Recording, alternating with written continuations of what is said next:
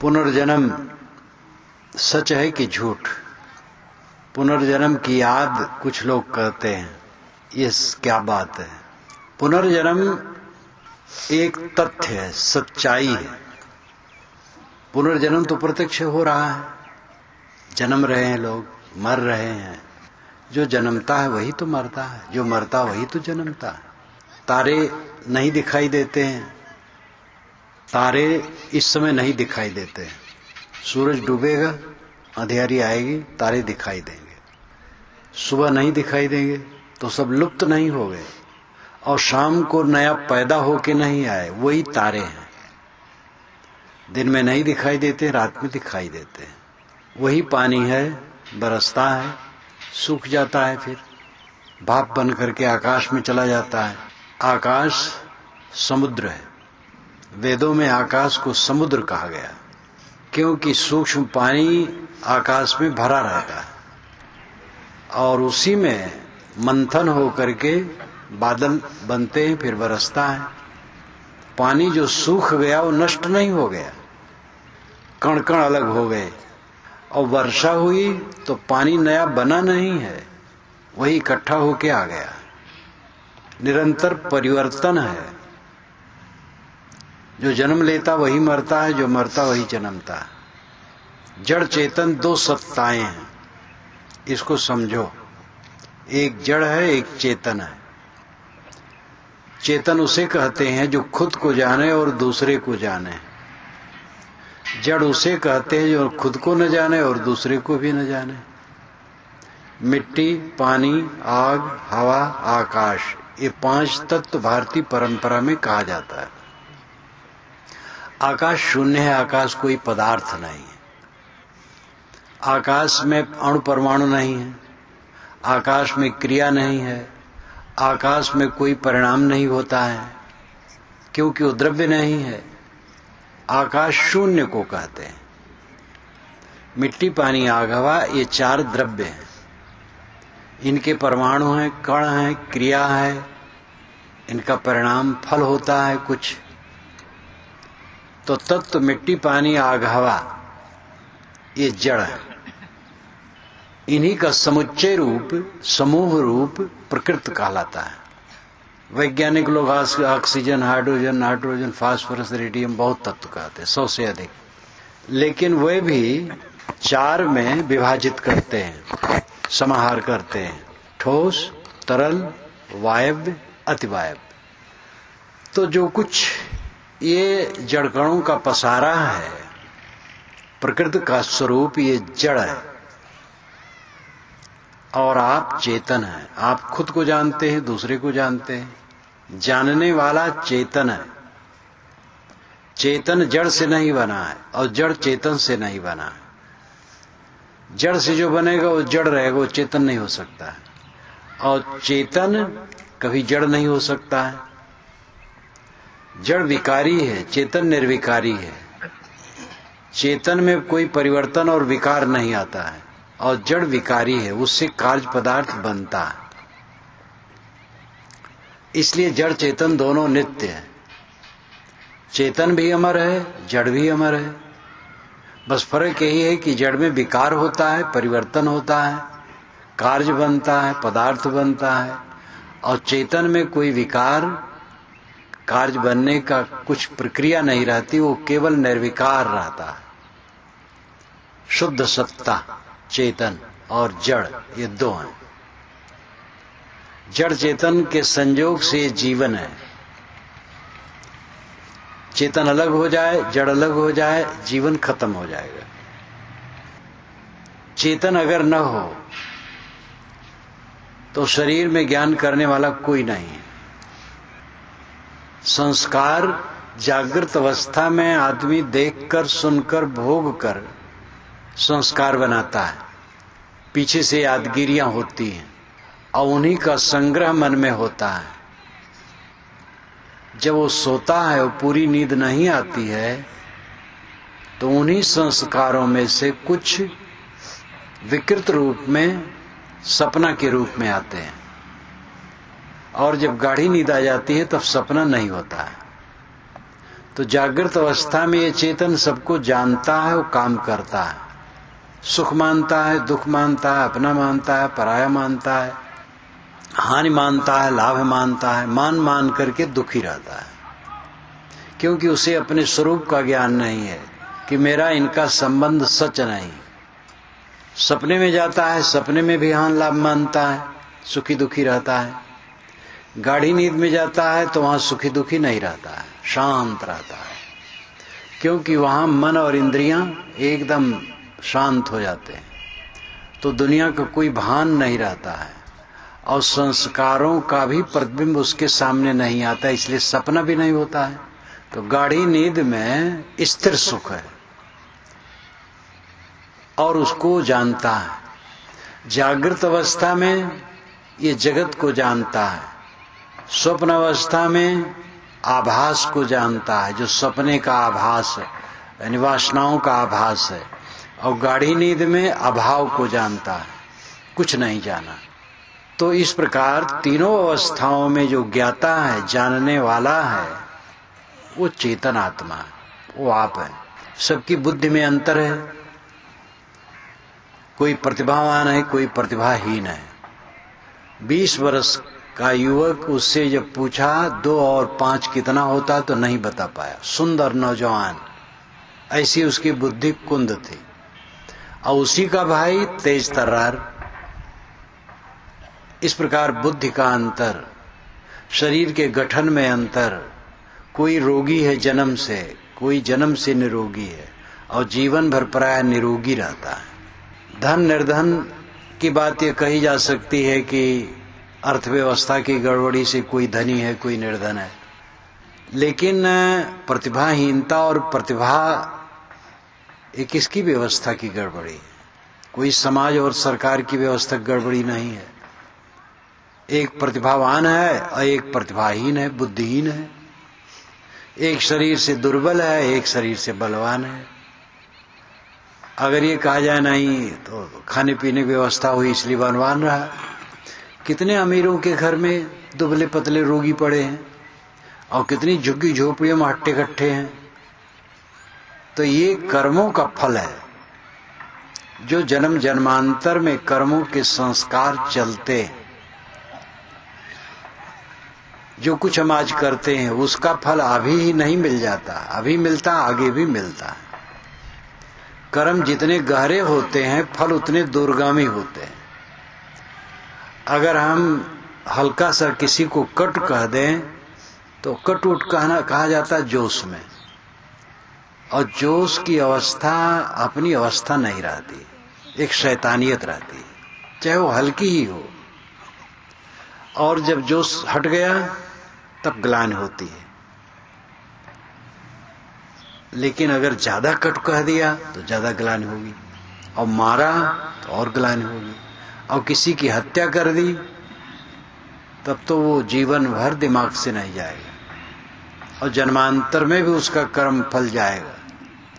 कर्म जितना गहरा होता है फल उतना दूरगामी होता है। कुछ परंपरा के लोग मानते हैं कि पहली बार ये जन्म हुआ है, ईश्वर ने जन्मा दिया, तो झुग्गी झोपड़ी में जन्मा दिया, महल में जन्मा दिया, मूर्ख बना दिया, बुद्धिमान बना दिया।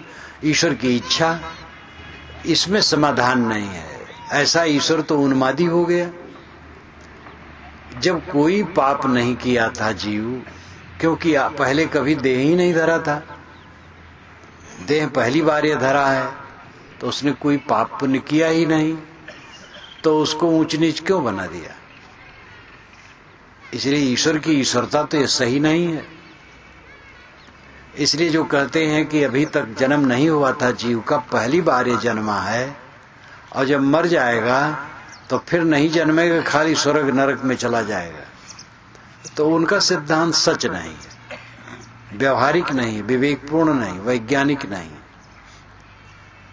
लेकिन जन्म जन्मांतर से जीव देह धरते छोड़ते आया है, तो जो उसे मिलता है सुख दुख उसके कर्मों का फल है, ये वैज्ञानिक है, तर्कपूर्ण है। जानवर की खाने से जीव आया है तो उसकी बुद्धि मंद रह सकती है, मनुष्य शरीर में वो पढ़ा लिखा और तेज तर्रार रहा और फिर से मनुष्य हुआ, स्वाभाविक उसकी बुद्धि ज्यादा रहेगी। तो इतनी ऊंच नीच स्थितियां हैं प्राणियों में, सुख दुख भोग हैं, हानि लाभ, रोग निरोग, दुर्बलता सबलता, ऊंच नीच स्थितियां, ये सब कर्मों के ही परिणाम हैं। 4 बच्चे किसी के हैं, बंटवारा कर दिया पिता ने, 2-2 लाख रुपए दे दिए। कुछ दिन में कोई 2 लाख का 4 कर लिया, 4 लाख, और कोई 2 लाख में ही रहा, और किसी का 2 लाख भी उड़ गया, फाके मस्त हो गया। तो ये अपना कर्म, बुद्धिमानी विवेक का व्यवहार जो किया वो धीरे धीरे कमा करके बढ़ा लिया, बेवकूफी किया वो घटा लिया। तो कर्म का परिणाम आज भी होता है और आगे भी होता है। चैतन्य सृष्टि पुनर्जन्म माने बिना इसका समाधान कोई नहीं कर सकता, और जन्म तो हो रहा है, देख रहे हो। जैसे कल्पना ये करो कि एक जगह 10,000 टन मिट्टी पड़ी है और उसमें हजारों घड़े बन रहे हैं और टूट रहे हैं, तो मिट्टी का पुनर्जन्म घड़े के रूप में हो रहा है, बन रहे हैं टूट रहे हैं, बन रहे हैं टूट रहे हैं। अगर कोई कहे हम आत्मा नहीं मानते, कोई बात नहीं, जो ये सत्ता है संसार, इसी में से तो लोगों का शरीर खड़ा हो रहा और टूट करके सिम गिर रहा है, तो पुनर्जन्म तो हो रहा है, सत्ता का पुनर्जन्म हो रहा है। लेकिन थोड़ी सूक्ष्मता से विचार करें तो सत्ता का भेद क्या है? सत्ता यानी होना, तो जो कुछ है उसमें 2 भेद है, एक जड़ एक चेतन। ये साफ है। चेतन जो जानता है, जड़ जो नहीं जानता है। मिट्टी पानी आग हवा ये कुछ नहीं जानते हैं। बाढ़ आवे और गांव को बहाने लगे और वरुण देवता की आप प्रार्थना करो, कोई फर्क नहीं पड़ेगा, बहा ले जाएगा। जोर से आंधी आवे, पवन देवता की आराधना करो, कोई मतलब नहीं, वो वस्तुओं को उखाड़ फेंकेगा। आग लग जाए कहीं और अग्नि देवता की पूजा करो, हे अग्नि देवता शांत हो जाओ, कोई मतलब नहीं होगा। पानी डालो, धूल डालो, क्योंकि वो जड़ है, उनको कोई ज्ञान नहीं। मिट्टी जड़ है, आग जड़ है, पानी जड़ है, हवा जड़ है, चेतनाहीन है। इसलिए आग की उपासना करने की जरूरत नहीं है। आग की उपासना का अर्थ है ठंडी लगे तो आग के निकट बैठो, यही उपासना है। उपनाम निकट, आसना नाम बैठना, जिससे ठंडी दूर हो जाए। गर्मी लगे पानी के निकट जाओ, यही उसकी उपासना है। अब प्रार्थना करो आग की, जहां बैठे रहो वहीं आग की प्रार्थना करो कि हमें बड़ी ठंडी लगी, हे अग्नि देवता हमारे शरीर को गर्म कर दो, उन कुछ नहीं कर पाए। तो जड़ है मिट्टी पानी आग हवा, ये जड़ तत्व, और इनको जानने वाला चेतन आत्मा ज्ञान स्वरूप है, वो आप है। आपकी अमरता का लक्षण इसी जीवन में देख लो। आप शिशुपन में थे, बचपन में थे, तरुणाई में थे, जवानी में थे, बुढ़ापा में हैं, जीवन भर अपने आप का अनुभव होता है कि मैं हूं। अगर आप जड़ तत्वों से बने होते तो बदल गए होते। वैज्ञानिक कहते हैं कि 7 वर्ष में शरीर के कण बदल जाते पूरा पूरा। अगर 21 वर्ष का जवान है तो उसके शरीर के सारे कण 3 बार बदल चुके। अगर आत्मा जड़ कणों का बना होता तो 7 वर्ष के बाद की बात याद नहीं रहती। लेकिन कोई 90 वर्ष का बूढ़ा है, 80 वर्ष पुरानी बातें याद करता है। तो जो संस्कारों का धारक है वो कौन है? जो संस्कारों को धारण करता है, स्थिर रखता है, वो कौन है? वो आत्मा, चेतन है। कोई 80 वर्ष का आदमी 70 वर्ष के बाद जब कहीं जाता है तो कहता है मैं 70 वर्ष पर यहां आया हूं। और यहां तो ये गलियां सब बदल गई, मकानात बदल गए। जब मैं आया था उस जमाने का कोई आदमी नहीं दिखाई देता है। तो 70 वर्ष पुरानी बातें याद करता है, 40-50 वर्ष पुरानी बातें तो कई जगह में मुझे ही होता है। 50 वर्ष के बाद वहां गया तो बड़ा अंतर देखा। तो इस प्रकार जो स्मरणों का धारक है वो अस्थाई तत्व है, वो आत्मा है, चेतन है, आप है। पुनर्जन्म एक सच्चाई है। जहां तक पुनर्जन्म की याद की बात है, मुझे याद नहीं, इसलिए मैं नहीं कह सकता हूं कि मुझे याद है पहले मैं कहां जन्मा था। और दूसरे लोग जो कहते हैं कि मुझे याद हुआ है, ऐसे किसी याद करने वाले का मेरा साक्षात्कार नहीं हुआ है कि मैं उसकी कसौटी करूं। मेरे आसपास में कोई हो कहे कि मुझे याद हो गया है पुनर्जन्म, तो उसकी परीक्षा करूं, ऐसा मुझे चांस नहीं पड़ा। तो जिनको याद हुआ है उनकी मैं परीक्षा नहीं कर सका, संपर्क नहीं हो सका, और मुझे याद नहीं है, इसलिए उसके विषय में कुछ नहीं कह सकता। अगर कोई कहता है कि किसी को याद हुआ है तो बढ़िया है, जो विचार मैं कह रहा हूं उसकी सिद्धि और हुई। लेकिन अगर वो अपना नाम बढ़ाने के लिए ऐसा किया है या आर्थिक लाभ के लिए किया है, पूजा भी चढ़ने लगती है। जब ये बवाल करो, एक बच्चे को बैठा दो और कहीं पटा दो दूसरे गांव में 50 कोस की दूरी पर, दोनों बातचीत कर लो, और ये जाए और वहां एक बुढ़िया को कहे मेरी पत्नी रही पहले जन्म की, मेंबर के वहां गया हूं, भी जन्मा हूं, 10 वर्ष का हूं, और कई बात बैठा लो चुपचाप, फिर घोषित करो, फिर हल्ला हो, और ऐसे लड़के बैठा दो, फूल वूल चढ़ा दो, फिर तो पूजा चढ़ने लगेगी। पैसे का लाभ होगा। कुछ लोग पैसे का लाभ नहीं चाहते हैं, प्रसिद्धि चाहते हैं, तो प्रसिद्धि होगी। तो ये सब गलत है, झूठ बात का प्रचार करना गलत है। अगर कोई इस ढंग से झूठाई का प्रचार करता या पुनर्जन्म सिद्धांत सिद्ध करने के लिए ये झूठाई का प्रचार करता तो भी गलत है। मुझे याद नहीं है कि मैं पहले जन्म में कहां था, और जिसको याद हुआ है उससे मेरा संबंध नहीं हुआ, तो इसलिए मैं उसमें कुछ नहीं कह सकता। अब ये कह दूं कि नहीं, जितना जो कहीं कोई याद किया झूठ है, तो ये मैं कैसे कह दूं? हो सकता है भाई किसी की याद हुआ हो, लेकिन मुझे तो याद नहीं हुआ है, और जिसको याद हुआ है उसकी कसौटी भी मैंने नहीं की है, इसलिए याद होता है मैं प्रमाणित नहीं कर सकता। और किसी को याद हुआ है तो वो जाने, उसके विषय में मुझे कोई परेशानी नहीं है। जहां तक मूल बात है पुनर्जन्म सिद्धांत, वो तथ्य है, सत्य है, जो आज है मिट नहीं जाएगा। जो नहीं रहा वो कहां से आ गया? आप नहीं थे तो आ कहां से गए? थे तब आ गए, हैं तो मिटेंगे नहीं। ये तो संयोग वियोग खाली होता है। बनना मिटना जो कहलाता है, जुड़ जाना और हट जाना है। कण कण जुड़ गए, बस निर्माण हो गया, कण कण हट गए, बस विनाश हो गया। न कुछ विनाश हुआ, न कुछ निर्मित हुआ। मूल पदार्थ जड़ चेतन न बनता है न मिटता है, संयोग वियोग होता है। पुनर्जन्म एक संयोग वियोग है। पुनर्जन्म सिद्धांत तथ्यपूर्ण है।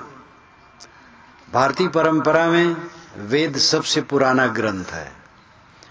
भारतीय परंपरा में वो है, लेकिन वो विश्व की पुरानी पुस्तक है। ऋग्वेद काल की कोई पुस्तक दुनिया में नहीं है। ऋग्वेद सबसे पुराना है।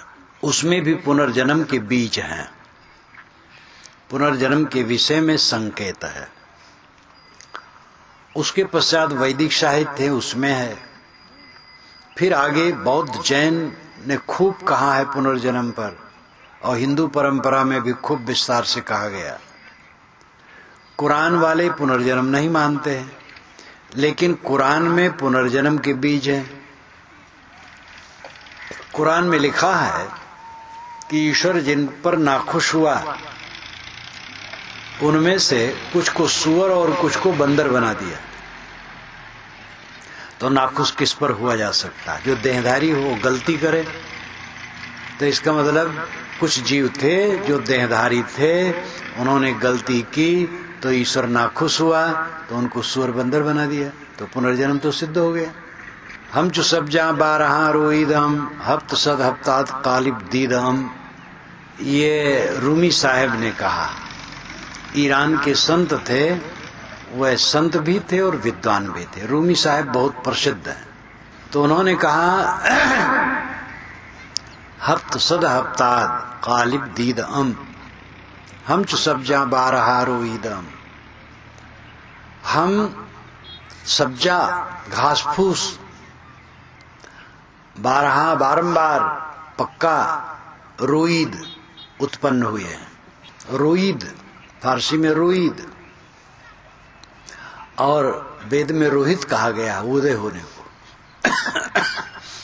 हफ्त सद हफ्ताद, हफ्त कहते हैं 7 को, सद कहते हैं 100 को, तो 700, और हफ्ताद नाम 70, 770 बार देह धर चुके। कहीं कहीं पाठ है हफ्त 2 हफ्ताद, तो हफ्त नाम 7, 2 नाम 2, 7 2 नाम 14, हफ्ताद 70, 14 और 70 84, 84 बार जन्म ले चुके। इस प्रकार कुरान और इस्लाम में भी उसके बीज हैं। बाइबल में भी कुछ ऐसे मिलते हैं जहां से पुनर्जन्म का सूत्र खोजा जा सकता है। तो अन्य मत वाले भी ये कहते हैं। आइंस्टीन वैज्ञानिक थे, वह हिंदू तो नहीं थे, लेकिन उन्होंने कहा अगर भगवान मुझे जन्म दे तो मुझे फिर से वैज्ञानिक न बनावे। वो अपने विज्ञान से घबरा गए थे, सीधा साधा आदमी रहूं, झंझट में न तो ये संभावना की तरफ चित्त तो सबका जाता है। पुनर्जन्म सिद्धांत तथ्य। याद के विषय मैंने बता दिया अपना अनुभव कि मुझे याद नहीं है, और जिसको याद हुआ है उसकी मैंने कसौटी नहीं की है, परस्पर नहीं हुआ है, तो उसके विषय में कुछ नहीं कर सकता। पुनर्जन्म हो चाहे न हो, अब आत्मा हो चाहे न हो, आत्मा तो है ही है, लेकिन मैंने मर जाने के बाद कुल खत्म हो जाए, आत्मा न रह जाए, ऐसे हो खत्म हो जाए। जैसे एक घड़ाहट तोड़ दो कुछ नहीं, तैसे आदमी मर गया, अब आत्मा उत्मा कुछ नहीं, कोई बात नहीं। लेकिन जब तक आदमी है तब तक उसे करना क्या चाहिए? अगर वो चोरी करेगा तो मन खराब होगा, व्यभिचार करेगा तो मन खराब होगा, और पकड़ा जाएगा तो पीटा जाएगा, जेल में भी जाएगा। गलत काम करेगा, खोट काम करेगा तो दुख पाएगा, और अगर उस ढंग से खोट करेगा जो आपराधिक है तो पकड़ करके जेल में भी जाएगा। अगर बाहर से आपराधिक दंडनीय नहीं है तो अपने में भोगोगे। जैसे आप भोजन करो और लोभ से ज्यादा खा लो तो बाहर से तो कोई जेल में नहीं डालेगा, चाहे जितना खा लो लेकिन अंदर से तो जेल हो जाएगी। ज्यादा खाओ तो 10-15 घंटा परेशान रहोगे। भोजन की मात्रा जितनी ज्यादा रहेगी उतने घंटे परेशान रहोगे। क्रोध से वचन कहोगे, जी जलेगा। प्रेम से वचन कहोगे, जी प्रसन्न रहेगा। इसलिए कर्म फल भोग तो सामने है, चाहे कोई पुनर्जन्म माने और आत्मा माने चाहे न माने। इस जीवन में सुख से सब रहना चाहते हैं। जो धन कमाते हैं, लोग ज्यादा धन कमाते हैं, धन तो सभी कमाते हैं लेकिन सबके तो ज्यादा नहीं होता है। ज्यादा धन या कम धन कमाते हैं तो किस लिए कमाते हैं? शरीर जब तक है सुख से रहें, घर मकान अन्न पानी रुपया पैसा कपड़ा लत्ता सब कुछ ठीक ठाक रहे, इसलिए लोग कमाते हैं। और ये जानते हैं कि जहां मरे तहां सब छुटा। अंबानी का नाम आप लोग जानते हैं, जिसने बहुत मोबाइल फैलाया, लेकिन बेचारा जाते समय एक मोबाइल साथ नहीं ले जा सका। तो ये दुनिया का ऐश्वर्य यही सब करा जाता है, ये सब जानते हैं, लेकिन जीवन भर सुखी रहने के लिए कमाते हैं। तो जीवन भर मुक्त रहने के लिए मुक्ति का काम करो तो क्या बुरा है? अगर कहो मर जाने के बाद हम कुछ नहीं मानते, कोई बात नहीं, लेकिन जीवन भर मुक्ति का आनंद लेने के लिए अगर मुक्ति का काम करो तो क्या बुरा है? क्रोध जब आता है, आप सोचो, तो क्रोध आता है तो खून खौलता है, दिमाग उलझता है और चित्त एकदम नरक हो जाता है। काम आता है तो काम वासना भी उसको उलझ गया। एक स्त्री या पुरुष कोई भी है, बैठा अपने आप में संतुष्ट है, काम वासना आई और दिमाग से नहीं हटाया तो खलबला गया। अब खलबला गया तो दूसरा चाहिए, स्त्री है तो पुरुष चाहिए, पुरुष है तो स्त्री चाहिए। अब गरीब तो हो गया, सुखी कहां होगा? अब दूसरे की जरूरत है और दूसरा सबको मिलने वाला नहीं है और सब समय मिलने वाला नहीं है, तो इसलिए परेशानी। और मिला तो पाया क्या? उलझा, उत्तेजित हुआ, क्षीण हुआ, मलिन हुआ, अपनी बेवकूफी का अनुभव किया। क्या पाया? जो बड़ा सुख माना है, दुनिया में सबसे बड़ा सुख इसी को माना है, और भे करके उसमें मरना और कुछ रखा नहीं है। इससे अगर चित्त निवृत्त कर लो, अलग हो जाओ, विचार से रहो, ये गंदगी में न पड़ो, तो जीवन में मुक्ति। लोभ है, लोभ करके चीज बढ़ती नहीं है। लोभ त्याग करके रहने में चित्त शांत रहता है। किसी की ईर्ष्या करने से उसका घट नहीं जाएगा। हम ईर्ष्या करें किसी की तो उसका घटेगा नहीं, हमारा जी भर चलेगा। क्यों ईर्ष्या करें? इन सब विचारों से काम, क्रोध, लोभ, मोह, ईर्ष्या, छल कपट, ये सब चित्त से निकाल करके रहें तो आनंद से जिएंगे, मुक्त में जिएंगे। हमारे मन में तनाव ना हो, खिंचाव ना हो, किसी तरफ उद्वेग ना हो, शांत, सदैव शांत, तृप्त, परमानंद, परम प्रसन्न, ये मुक्ति है। कहीं लगाव नहीं, कहीं खिंचाव नहीं, कहीं उद्वेग नहीं, कोई दुख नहीं, कोई पीड़ा नहीं। सोते जागते, चलते फिरते हर समय चित्त आनंद कंद है, यही मोक्ष है। और जीवन भर इसी अनुभव को ग्रहण करने के लिए, इसी में आनंदित रहने के लिए मुक्ति का काम किया जाए तो क्या बुरा है? बहुत बढ़िया है। जब जीवन भर धन से सुख पाने के लिए लोग धन कमाते हैं, जानते हैं जहां मरे तहां धन गया, फिर भी कितना कमाते हैं लोग। तो अगर मरने के बाद मुक्ति गति नहीं है तो जीते जीते तो है, तो जीते जीते मुक्ति में रहने के लिए हम मुक्ति काम क्यों न करें? और अगर कहीं मरने के बाद भी मुक्ति होगी तो भी हो जाएगी, और जो करेंगे नहीं तो मरने के बाद भी फिर रगड़ें, दुखी रहें। इसलिए मुक्ति का काम सबको करना चाहिए और कर्म सुधार सबको करना चाहिए। वैसे देह से भिन्न आत्मा है, ये परम सत्यता है। दो वैज्ञानिकों से मेरा संपर्क हुआ था, अलग अलग समय में, अलग अलग क्षेत्र में। दोनों से मैंने कहा था कि क्या जड़ तत्वों में चेतना है, तो कहे नहीं है। तो मैंने कहा तब उनके कार्यों में चेतना आ सकती है, कहे नहीं आ सकती है। तो मैंने कहा फिर तो चेतना स्वतंत्र है, कहे हाँ स्वतंत्र है। तो हम कहे बस इसी को समझना है आप लोगों को, कहे हम लोग समझ नहीं पाते हैं। तो मैंने कहा आप सड़से से आत्मा को पकड़ना चाहते हैं, तो सड़से से वो पकड़ने की चीज नहीं है, विवेक करो।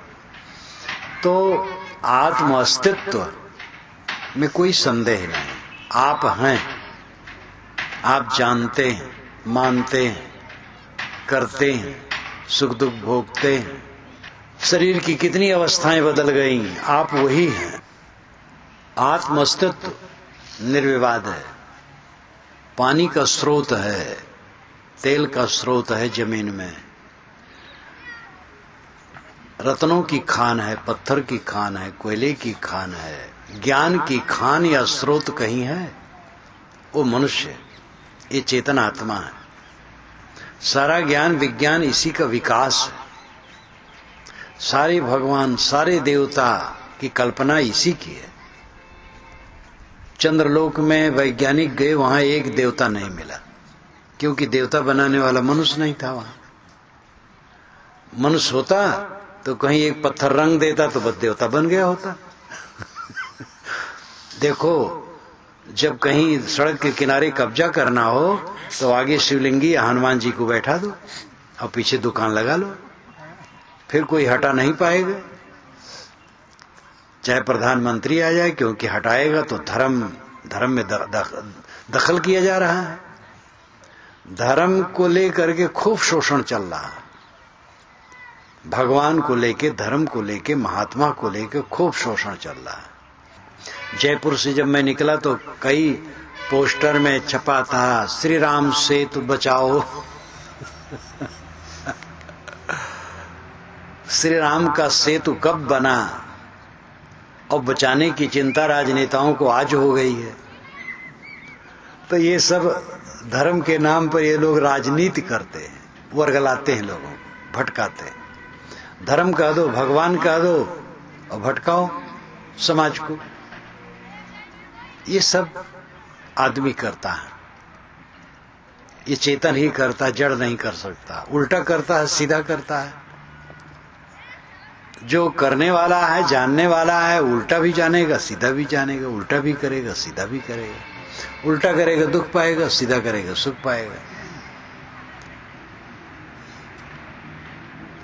आप आत्मा हैं, आपको सुख दुख का अनुभव होता है, हानि लाभ का ज्ञान होता है, और हर जीव को केवल सुख प्रिय है, दुख किसी को प्रिय नहीं। पत्नी को लोग चाहते हैं अपने सुख के लिए, पत्नी के लिए पत्नी को कोई नहीं चाहता। ऐसे लोग हैं जो अपनी पत्नी से बड़ा प्रेम से कहेंगे कि तुम न रहो तो मैं मर जाऊंगा, तुम्हारे बिना मेरा जीवन बेकार हो जाएगा। लेकिन अगर पत्नी बीमार पड़ जाए और खाट में पड़ जाए, डॉक्टर ने कह दिया कि तुम्हारी पत्नी अब उठ बैठ नहीं पाएगी, इसको तुम्ही को उठाना बैठाना पड़ेगा, खिलाना पड़ेगा, सब कुछ करवाना पड़ेगा जीवन भर, तो पुरुष यही चाहेगा कि इसको भगवान बुला ले तो अच्छा।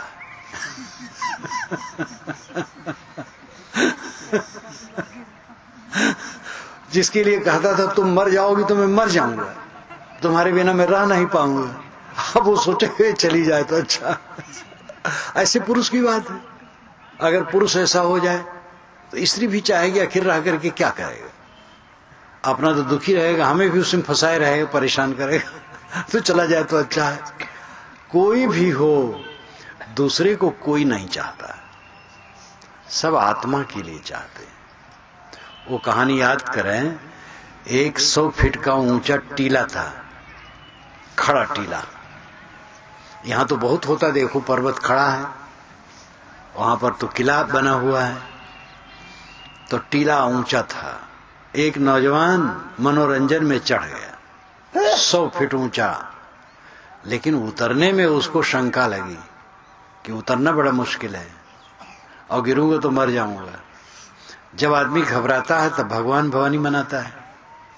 तो हे टीला का देवता, अगर मैं उतर जाऊं प्रसन्नता से तो 100 साधु ब्राह्मण खिलाऊंगा। तब प्रार्थना जब आदमी करता है तो कोई सुनता नहीं, केवल अपने मन में साहस आता है। जैसे अब रात में बाहर गए, जंगल की तरफ अंधियारी है, और आपको भूत का भ्रम हुआ कि भूत आ गया तो कांप गए। इतने में हनुमान चालीसा पाठ करने लगे, जय हनुमान ज्ञान गुण सागर, जय हनुमान जी महाराज। बस हनुमान जी आ गए तो भूत भाग गया। न भूत आया न हनुमान जी आए, वो भावना है। तो भावना प्रार्थना उसने किया तो उसको साहस आया, 50 फीट उतर आया। तब उसको लगा कि मैंने जोश में कह दिया, 100 साधु ब्राह्मण खिलाना बहुत ज्यादा होता। तो कहा, हे देवता, 100 नहीं, 25 ब्राह्मण 25 साधु खिला दूंगा। जब और उतर आया तो कहा, 50 भी बहुत होता है। तो कहा, देवता मैं घबरा के कह दिया था 5 ब्राह्मण और 5 साधु खिलाऊंगा। जब और नीचे उतर आया तो कहा देवता एक बार और क्षमा कर दो, 1 ब्राह्मण खिलाऊंगा और 1 साधु खिलाऊंगा। जब जमीन पर आ गया तो कहा हे देवता, न इतने ऊंचे कभी चढ़ूंगा न किसी को खिलाऊंगा। तो देवता के लिए भी देवता कोई नहीं चाहता है, सब अपने लिए चाहा जाता है। अपने लिए चाहा जाता है तो अपना आत्मा क्या है उसको पहचानो। सबको जो चाहते हो अपने लिए, आप कौन हो? आप आत्मा स्वयं, चाहे आत्मा कहो चाहे जो कहो, लेकिन आप स्वयं हो। अपने लिए आप सब कुछ चाहते हो, अपने को समझो।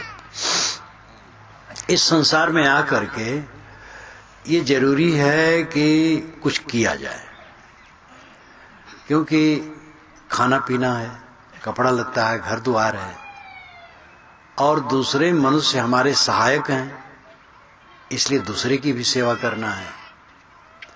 तो सबको मेहनत करना चाहिए, कुछ कमाना चाहिए। अपनी अपनी श्रेणी के अनुसार कोई व्यापार करता है, कोई राजनीति करता है, राजनीति की भी जरूरत है।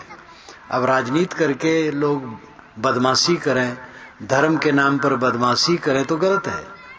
धर्म का जरूरी है, धर्म उपदेश करने वाले हों, अच्छे विचार बताने वाले हों, व्यापारी हों, कलाकार हों। वकील का काम है कि लोगों को समस्या का समाधान करें। अब ये अलग बात है कि वकील मुकदमा झुलाए रखता है और मौकिलों से पैसा सोखता रहता है, तो अब ये गलत करता है। काम है कि वो पैसा ले और सुलझावे, जल्दी से जल्दी मुकदमा सुलझा दे, समाधान करवा दे। तो हर श्रेणी का काम दुनिया में है, और अपनी अपनी श्रेणी के अनुसार आदमी काम करे और जो मिले उसमें संतोष पूर्वक गुजर करे और अपने आश्रयी जनों की सेवा करे और बन सके दूसरे असमर्थ की भी सेवा करे। ये सब करने के बाद जो असली काम है वो है अपने मन को ठीक करना। कमाते आप क्यों हैं? खाने के लिए। और खाते क्यों हैं? जीने के लिए। जीते क्यों हैं? इसका पता नहीं, तो क्या जीवन है? कमाते हैं, खाते हैं, जीते हैं, बस रेंग रेंग के जी रहे हैं। तो जानवर जी रहे हैं, जानवर बल्कि अच्छे हैं, वो परेशान नहीं है। कमाया जाता है खाने के लिए, खाया जाता है जीने के लिए, जिया जाता है सुख से रहने के लिए, और सुख से आदमी नहीं रह पाता है। कुछ लोगों के पास पैसा ज्यादा हो जाता है, धन ज्यादा हो जाता है, तो उनका महल बढ़िया बन जाता है, कार बढ़िया आ जाती है, विदेशी कार भी आ जाती है, हवाई जहाज वाले भी हैं, हेलीकॉप्टर है, स्वयं प्राइवेट उनका हेलीकॉप्टर है, और ऐश्वर्य बढ़ जाता है। लेकिन वे भी सुखी नहीं रहते। जो सामान्य है वो तो सामान्य है, जो ऐसे लोग वो भी सुखी नहीं रहते, क्योंकि मन की उलझन दुख है और मन का शांत रहना सुख है। तो चीजों से मन की उलझन घटती नहीं और बढ़ती है। जितनी चीजें मिलेंगी और संग्रह उनका होगा, उतना चित्त चंचल होगा। जितना व्यवहार बढ़ाओगे चंचल होगे।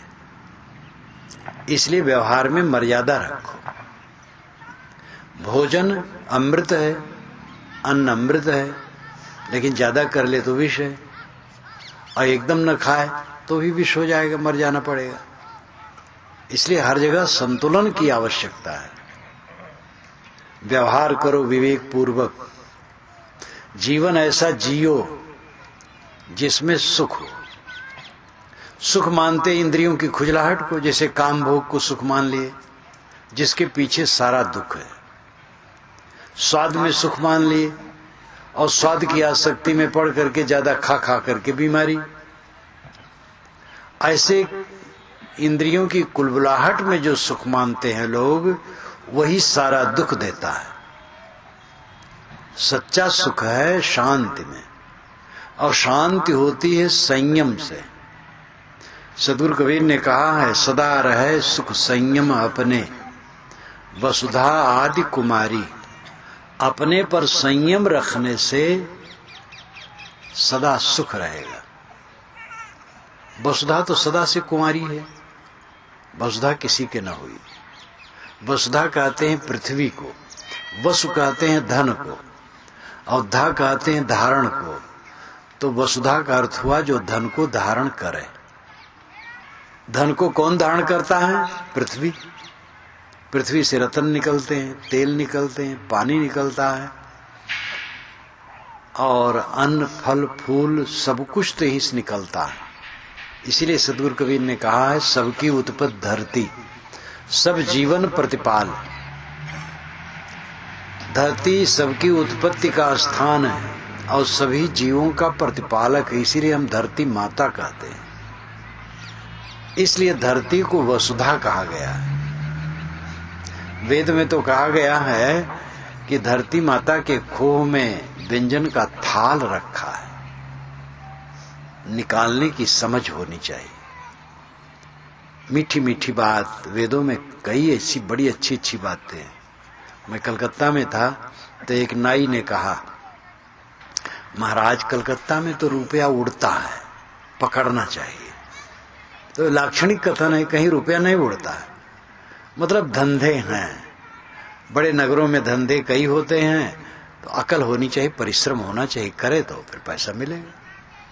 तो ऐसे व्यंजन के थाल धरती माता के खोह में धरा है, ये लाक्षणिक कथन है। इसका अर्थ यही है कि मेहनत करो, धरती से गुजर बसर होगा। लेकिन धरती पर कोई कब्जा करना चाहे तो बस वही गलत हो जाएगा। धरती पर कब्जा किसी की नहीं हुआ, फिर भी कब्जा का अपना महत्व है। जब आप मकान बनाना चाहते हैं तो एक प्लाट खरीदते हैं और अपने नाम से रजिस्ट्री कराते हैं, फिर उसमें बैठते हैं तो कब्जा ही हुआ। कोई मकान अपना है, घुस जाओ तो पीटे जाओगे। इसलिए अपना मकान बनाना पड़ता है और अपना कब्जा, अब रजिस्ट्रेशन जिसका हो गया उसी पर आपको कब्जा करना पड़ता है। यद्यपि जिस जमीन का रजिस्ट्रेशन आपने अपने नाम से करवाया है, अरबों अरबों लोगों के नाम पर उसकी रजिस्ट्री हो चुकी है और अरबों लोगों के नाम पर होती रहेगी। ये पोल पट्टी है उसकी, जो आज हमारी है कल दूसरे की है। लेकिन व्यवहारिक जीवन के लिए जरूरी है। अगर इस वैराग्य वृत्ति से रहे और कहे नहीं तो हम रजिस्ट्री नहीं करवाएंगे, पैसा देके जमीन ले लेंगे, वो बैठ जाएंगे। बैठ जाओगे तो ऐसे लोग होंगे, मूर्ख बनाने वाले, अपने नाम से लिखा करके आपको निकाल देंगे। दुनिया में तो दुष्ट भरे हैं। तो कानून कानून की तरह होता है, व्यवहार व्यवहार की तरह होता है। सब झूठा है, झूठ झूठा के डारो मिथ्या यह संसार। लेकिन सब झूठा है मान लिया जाए और मैं कहूं कि भाई मैं सत्संग में नहीं जाऊंगा, सब झूठा है। अब आप लोग बुलाए हैं, यहां से इलाहाबाद गए हैं आपके आदमी और तय हुआ है, अब मैं अपने आसन से यहां बोलने न आऊं और कहूं झूठा है सब, तो ठीक नहीं है। झूठा है, लेकिन झूठा है और फुर भी है। इसलिए साहिब की साखी याद आती है कि है कहो तो है नहीं, नहीं कहा ना जाए, हाँ नाही के बीच में साहिब रहा समाये। अगर कहो है तो है नहीं, अगर मैं कहूं समाज ये है तो साहिब कहते है नहीं। अभी कुछ मिनट में उठ जाएगा, कहां है? लेकिन अभी बैठा है तो नहीं कहते नहीं बनता है तो हाँ नाही के बीच में साहिब रहा समाये। ज्ञानी है हाँ नाही के बीच में रहता है भी और नहीं भी। हमारा शरीर है, कैसे कहें नहीं है? भूख लगती है, प्यास लगती है, ठंडी लगती है, गर्मी लगती है, इसकी रक्षा करनी पड़ती है। नहीं है, हमारे साथी लोग कहें साहब आप तो कहते शरीर नहीं है इसलिए भोजन नहीं बना है, तो हम परेशान हो जाएंगे। जरूरी है भोजन की, है कब तक है? ये निश्चित है कि कुछ दिन में यह नहीं रहेगा, चाहे अभी न रहे, चाहे कुछ दिन में, चाहे कुछ सप्ताह में, चाहे कुछ वर्ष में, एक कुछ वर्षों में तक तो जाना है इसको, और जब जाएगा तो कब तक के लिए जाएगा? सदा के लिए। इस पर विचार करो। है थोड़े समय के लिए और नहीं है सदा के लिए। है कण बरोबर और नहीं है पर्वत बरोबर। है पर हमारा ध्यान है, नहीं पर ध्यान ही नहीं है। ये घर द्वार धन संपत्ति मठ आश्रम जो मिला है, बस हरदम ही सोचते मिला है, मैं ऐसा हूं, मेरा इतना है। ये ध्यान ही नहीं देते मेरा कुछ नहीं है।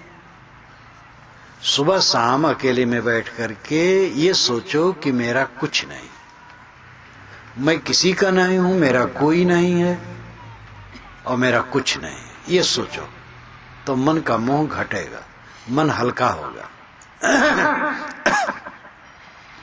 व्यवहार की मधुरता के लिए ये मानना पड़ेगा आप मेरे हैं, मैं आपका हूं। लेकिन परमार्थ की दृष्टि से ना आप मेरे हैं, ना मैं आपका हूं।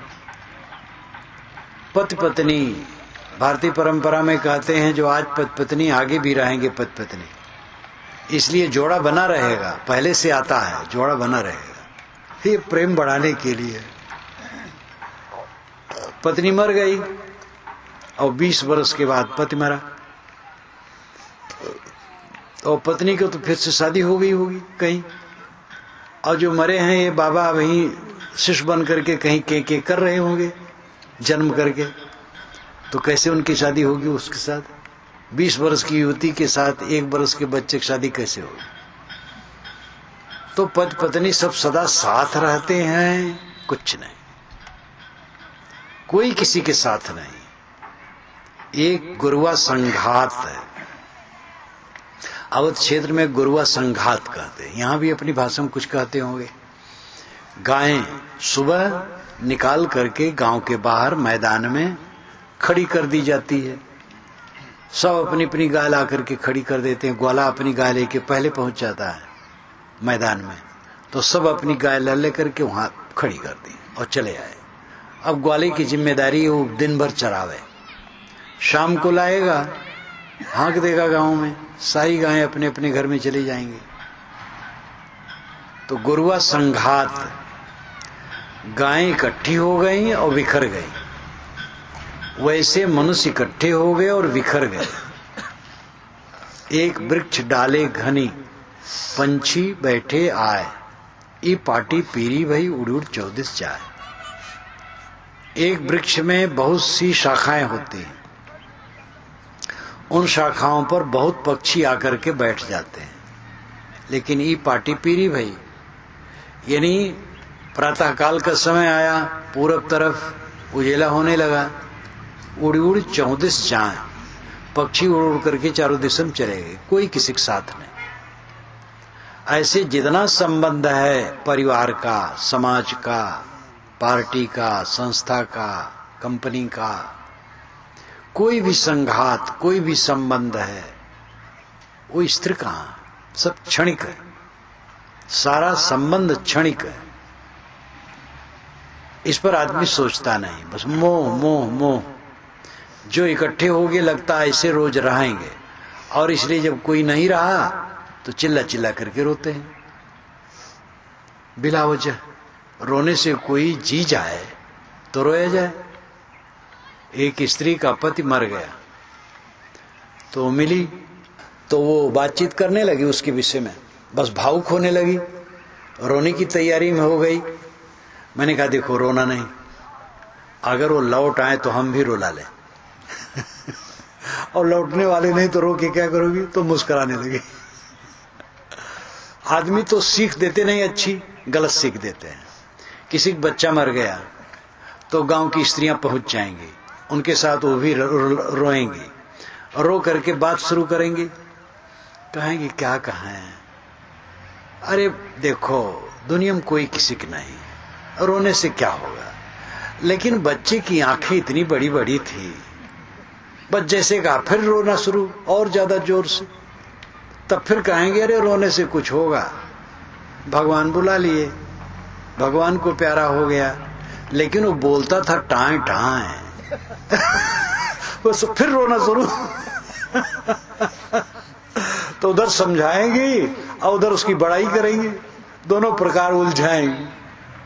गड़बड़ मास्टर सब ये गड़बड़ मास्टर हैं जो गलत उपदेश देते हैं। तो संसार छूटने वाला है, ये छूटने वाले की बात लोग नहीं याद करते। संत जन यही बताते हैं। कबीर साहब तो बारंबार राम और मौत ये दो की याद ज्यादा कराते हैं। कहें कबीर सारी दुनिया बिनसे रहे राम अविनाशी हो। आपकी सारी दुनिया बिनसेगी लेकिन राम अविनाशी हो नहीं बिनसेगा। बिनसने वाली चीज कौन है? जो निर्मित है, जो बना है, जो पदार्थ बना है वो बिगड़ेगा, और जो दिखाई देता है सब बना है। यद दृष्टम तन्नष्टम, जो दिखाई देता है वो बदल जाएगा। निर्मित वस्तुएं निरंतर बदलती हैं और इनको जो देखता और जानता है वो कभी नहीं बदलता है। वो आत्मा है, स्थिर, सदा अजर अमर अखंड निर्विकार निर्मल। ये जब साधक साधना करता है, उस समाधि में पहुंचता है, तब इसका अनुभव होता है। बुद्धि से, सत्संग से, बुद्धि से इसका निश्चय होता है और समाधि से अनुभव होता है। जब चित्त एकदम शांत हो जाता है तब अपने निर्विकार आत्मा का सच्चा बोध होता है, और सच्चा सुख उसी में, मन में द्वंद्व न रहना। दुनिया की वस्तुएं मेहनत करने पर मिलती हैं, इसी प्रकार शांति में भी मेहनत की जरूरत है। किसी दिशा में बिना परिश्रम के सफलता नहीं होती है। आदमी इतना उल्टा सोच रखा है, जिसकी आवश्यकता न है उसी में वो काम करता चला जाता है। गुजर बसर जितने से हो सकता है उतना तो काम करना जरूरी है। अब और उसमें अपने को उलझाए रखना गलत है। समय निकाल करके अपने मन को शोधना चाहिए, तन को शोधना चाहिए। दोपहर में, शाम को, सुबह अकेले में बैठो, ज्ञान के ग्रंथ पढ़ो, या अपने आप पर सोचो कि मेरे में जो बुराइयां पहले थीं उतनी ही हैं कि घटी हैं। सद्गुण बढ़े हैं, बुराइयां घटी हैं, तो जीवन सफल है। अगर ये नहीं है, दुर्गुण वैसे हैं, वैसे झांय झांय कर रहे हो, क्रोध में पढ़ करके उल्टा पलटा बोल रहे हो, वैसे लोभ, वैसे लोलुपता, वैसे लंपटता, तो ये जीवन सफल नहीं है। दुर्गुण निरंतर घटें, सद्गुण बढ़ें। कोई व्यापार सफल कब माना जाता है? जब धन बढ़े। 1 लाख रुपया लेकर के कोई व्यापार शुरू किया, 4 महीने में उसके पास 80,000 रह गए, 8 महीने में 40,000 रह गए, साल भर में 20,000 रह गए, दिवाला पिटता चला गया, तो कौन सा व्यापार है? 1 लाख पूंजी बनी रहे, मुनाफा बढ़े, थोड़ी थोड़ी मुनाफा बढ़ता जाए, तब व्यापार की सफलता है। जीवन एक व्यापार है, सबसे उत्तम व्यापार, सभी व्यापारों का फल ये व्यापार है, मनुष्य जीवन का। इसमें सुख निरंतर बढ़ता जाए। बचपना में सरलता रहती है लेकिन बोध नहीं रहता, इसलिए बच्चे थोड़े में रोने लगते हैं, परंतु सरलता से वे सुखी रहते हैं, प्रसन्न रहते हैं।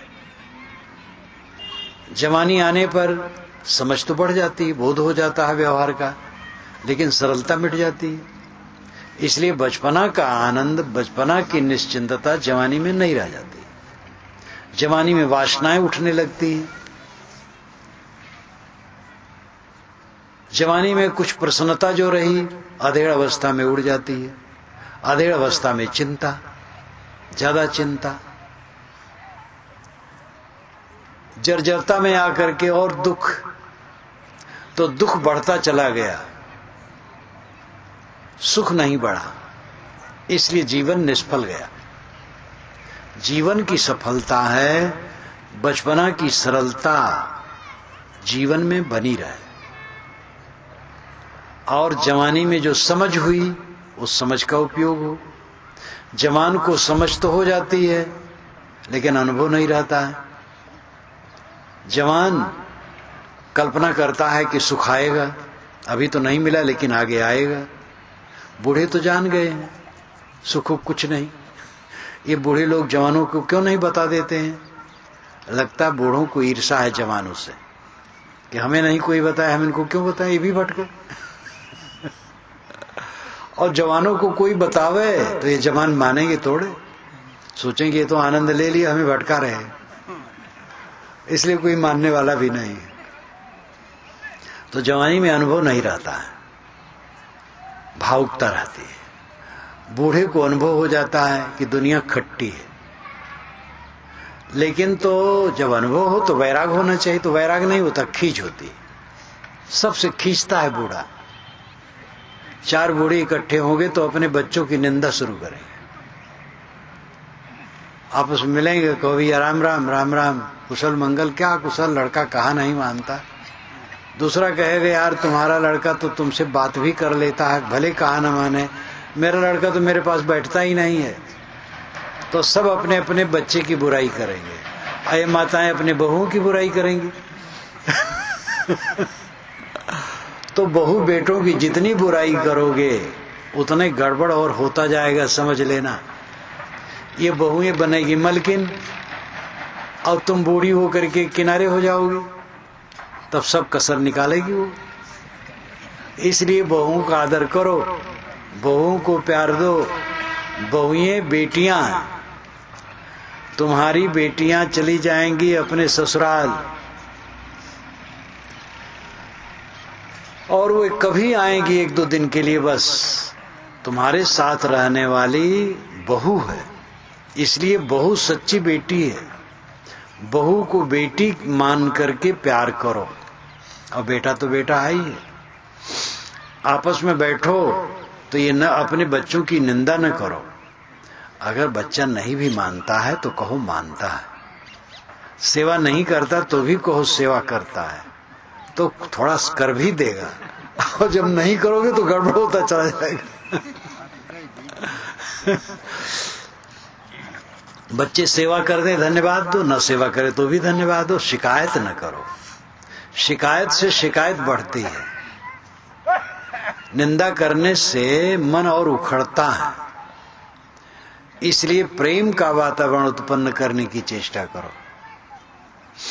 गुजर बसर की चीजें होती हैं और गुजर बसर के कायदे होते हैं, थोड़ा ध्यान दीजिए। जीवन जीने की चीजें और जीवन जीने के कायदे। जीवन जीने की चीजें क्या हैं? अन्न, कपड़े, बर्तन, पानी, मकान, सवारी और भी चीजें हैं, और रुपया पैसा लेने देने की चीजें। ये सब जीवन जीने की चीजें हैं, इनकी जरूरत है, इनको पैदा करो। लेकिन जीवन जीने के कायदे क्या हैं, नियम क्या हैं? क्षमा करना। आसपास के लोगों से गलती हो जाए तो गांठ मन में न बांधो, क्षमा करो। गलती आदमी जब करता है तो जोश में रहता, होश में नहीं रहता,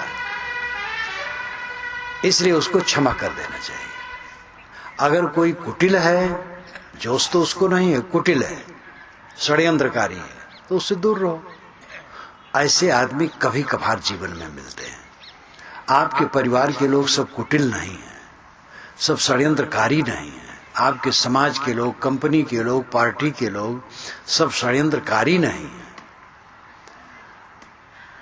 असावधानी, अहंकार, अज्ञान से त्रुटियां हो जाती हैं। तो साथी बराती से त्रुटि हो जाए या किसी से हो जाए तो गांठ न बांधो, क्षमा कर दो। अपने से गलती हो जाए क्षमा मांग लो, संतोष से रहो। जो वस्तुएं मिले उतने में बहुत समझो। दूसरे के स्वागत कक्ष, ड्राइंग रूम की नकल न करो। अपना घर अपना राजमहल है, झोपड़ी राजमहल है। रोटी नमक मिल जाए बहुत है, और बढ़ जाए तो दाल रोटी भी खाओ, और बढ़ जाए तो सब्जी और घी भी खाओ, घट जाए तो फिर नमक रोटी से काम चला लो।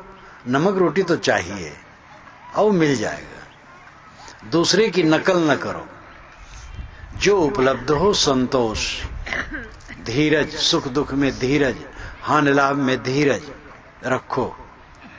अपना पराया संसार में व्यवहार में होता है, अपना पराया का जो उचित व्यवहार करो, अवंत में समझो कुछ अपना नहीं। एक दिन जाए लंगोटी झारी बंदा, पहले से कमर कस के तैयारी रखो, उसकी याद रखो। मरने की लोग याद नहीं करते हैं, विवाह की याद करते हैं, जन्म की याद करते हैं। जन्मदिन तो मनाया ही जाता है, अब विवाह दिन मनाना भी शुरू हुआ है धनियों में।